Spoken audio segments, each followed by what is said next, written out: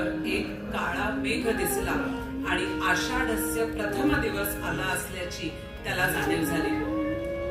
कृश हातातून गळून पडले सोन्याचे कंकण. कामातुर हो हृदय, कामातुर हो हृदय, कामिनी दूर राहिली पण. आषाढाच्या प्रथम दिनी त्या दिसे पर्वतावरी. नयनरम्य घन करी कड्यावर गजवा क्रीडांगण. नयनरम्य घन करी कड्यावर गजवा क्रीडांगण. तस्मिन्नद्रौ कतिचिदबला विप्रयुक्तः सकामी. नीत्वा मासान् कनकवलयभ्रंश रिक्तप्रकोष्ठः. आषाढस्य प्रथमदिवसे मेघमाश्लेष्टसानु.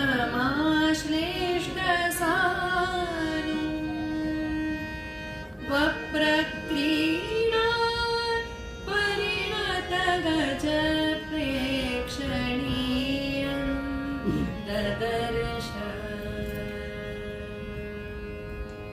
आणि मेघाला पाहिल्यावर कष्टे राहुनी उभा त्यापुढे किंचित तो पावरा. गहिवरलेला यक्ष बघे त्या लक्ष देऊनी जरा. मेघ दर्शने सुखासीनही वृत्ती कातर होय. मेघ दर्शने सुखासीनही वृत्ती कातर होय. कंठमिठीचे ज्यांचे प्रियजन दूर तयांचे काय. खरं तर आम्ही जेव्हा संस्कृत घेऊन दोघी जणी विशारद म्हणजे BA करत होतो टिळक महाराष्ट्र विद्यापीठातून, तेव्हा 99-2000 मध्ये आम्ही हा कार्यक्रम दिला.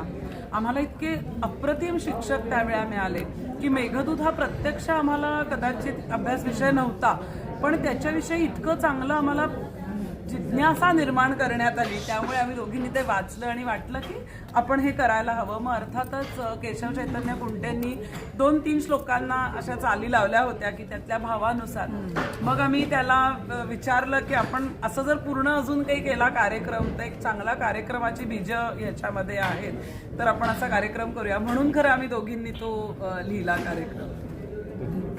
कोणता अनुभव घेण्याचा प्रयत्न केला? सगळ्या बाजूंनी म्हणजे जेव्हा साहित्य आपण बघतो संस्कृत, तेव्हा फक्त असं नाही की ते ग्रंथ वाचून आपल्याला कळणार आहे. साहित्य त्याच्यामध्ये संस्कृत भाषा असली तरी ती प्राकृत म्हणजे मराठीतून वेगवेगळ्या रिजनल लँग्वेजेसमधनं ती आपण समजावू शकतो. त्याचा एक संपूर्ण अनुभव सुरांच्या माध्यमातून असेल, स्पष्ट उच्चारांच्या माध्यमातून असेल, किंवा आज आपण रेखाटनं पण बरीच इथे चित्र दाखवली त्या भावाला अनुसरून. त्याच्यामुळे एक सर्वंकष सर्व बाजूंनी सगळ्या पैलूंनी एखाद्या काव्याचा अनुभव हा आपण देऊ शकतो रसिकांना, अशी आमची एक समजूत आहे. त्यामुळे त्यात प्रेरणा आहे. असे कार्यक्रमाची भूमिका किती महत्त्वाची आहे? खूप जास्त महत्त्वाची आहे, कारण वेगवेगळ्या पद्धतीने लोक अप्रोच होतात वेगवेगळ्या ग्रंथांकडे. काही जणांचा साहित्यिक दृष्टिकोन असतो, काही जणांचा आर्टच्या दृष्टीने, कलेच्या दृष्टीने ते बघत असतात काव्याकडे, ग्रंथाकडे. त्याच्यामुळे प्रत्येकाला काही ना काहीतरी त्या भाषेमधून ग्रंथातून नक्की मिळतं. नवीन पिढी तुम्ही काय म्हणणार? नवीन पिढीला मी हे नक्की सांगेन की यामध्ये जी भावना आहे ती प्रेमभावना आहे आणि ती आपण कायम व्यक्त करत असतो वेगवेगळ्या माध्यमातून. इथे जे माध्यम आहे ते सहज सगळ्यांना उपलब्ध असलेलं मेघाचं माध्यम यक्षाने निवडलेलं आहे आणि त्याच्यातल्या फार सुंदर कल्पना त्या कवींनी इथे मांडलेल्या आहेत. त्या जरूर तुम्ही या कार्यक्रमातून समजून घ्या. काय संदेश तुम्हाला नवीन? असंच सांगू आम्ही की या पिढीनी कितीही जुनी संस्कृत भाषा असली असं आपल्याला वाटत असलं तरी त्याच्यातली भावना, त्याच्यातले शब्द, त्याच्यातल्या सगळ्या कल्पना या आजही आपल्याला तेवढ्याच रिलेट होऊ शकतात. तेवढ्याच ताज्या आणि आहेत त्या. म्हणून सगळ्यांनी जरूर कुठल्याही वयाचे तुम्ही असाल तरी या काव्यांशी जोडलेले राहा. थँक्यू. आमच्या सगळ्यांच्या वतीने, प्रेक्षकांच्या वतीने तुम्हाला आवर्जून सांगू इच्छिते. एक धडाडीचे अधिकारी म्हणून खूप वर्षांपासून ओळखते, पण त्यांची ही बाजू मला माहीत नव्हती, एक कलाकार म्हणून असलेली त्यांची बाजू मला काही दिवसांपूर्वीच कळली, ज्यावेळेस 3-4 महिन्यापूर्वी माननीय सांस्कृतिक कार्यमंत्री महोदयांच्या संकल्पनेतून BMC शाळेतल्या 75,000 मुलांसाठी आपण एक चित्रकला स्पर्धा घेतली होती आणि त्या सगळ्या स्पर्धेच्या संयोजनासाठी आम्हाला मॅडमनी अतिशय उत्तम असं सहकार्य केलं होतं आणि 75,000 मुलं त्या सगळ्या याच्यात सहभागी झाली होती. त्यानंतर एक सुंदर कार्यक्रम आपण इथे सादर केला होता आपल्या मुलं कट्ट्यावर, म्हणजे खरा जो कट्टा आहे खाली आपल्या आवारात तिथे. आणि त्यावेळेस महानगरपालिकेच्या शाळांमधल्या मुलांचं अतिशय उत्कृष्ट असं सादरीकरण आम्हाला अनुभवायला मिळालं होतं. आणि शिक्षण हा विषय त्यांच्याकडे आहे महानगरपालिकेत आणि त्यांची संपूर्ण प्रेरणा या सगळ्या कार्यात असते असं आम्हाला त्यावेळेस आवर्जून जाणवलं.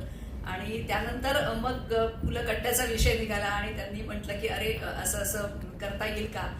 तर आम्ही म्हटलं अगदी अवश्य आपण केलंच पाहिजे, कारण संस्कृत आपली भाषा, त्यानंतर त्याचा मराठीत केलेला इतका सुंदर भावानुवाद, त्याचं इतकं सुंदर सादरीकरण झालं आणि वेगवेगळे राग म्हणजे मला खूपच त्यांचं कौतुक वाटलं की स्विच ऑन स्विच ऑफ किती पटकन झटकन त्यांनी केलं. आणि सगळ्या रागांमधनं आपल्याला सफर घडवली त्या मेघा त्या काव्याची जी सफर घडवली ती खूप सुंदर घडवली आणि अर्थात सुंदर त्यांना साथ यांनी दिली आहे. दोन्ही कलाकारांचे सुद्धा मी मनापासून आभार मानते. डॉक्टर जयराज फाटक सर आणि सौभाग्यवती फाटक या ठिकाणी उपस्थित होते. त्यांना दुसऱ्या एका मिटिंगला जायचं असल्यामुळे त्यांना जावं लागलं. आणि राजश्रीताई आपले सुद्धा आवर्जून मी आभार व्यक्त करते, कारण या निमित्ताने आपण आमच्या मुलं कट्ट्यावर आला आहात आणि कट्ट्यावर आणि कट्ट्याचे अर्थातच आमचे नेहमीचे श्रोते जे आवर्जून कट्ट्याची वाट बघत असतात. दर शुक्रवारी आपला हा मुलं कट्टा असतो. पुढच्या शुक्रवारी सुद्धा आपण अलीकडेच दिवंगत झालेल्या विजयाबाई मेहता यांच्यावर कार्यक्रम सादर करणार आहोत. तर आवर्जून आपण यावं असं मी या निमित्ताने सांगते. आणि प्राचीताई पुन्हा एकदा खूप मनापासून आभार. इतका सुंदर कार्यक्रम आज आणि मेजवानीच दिली असेल.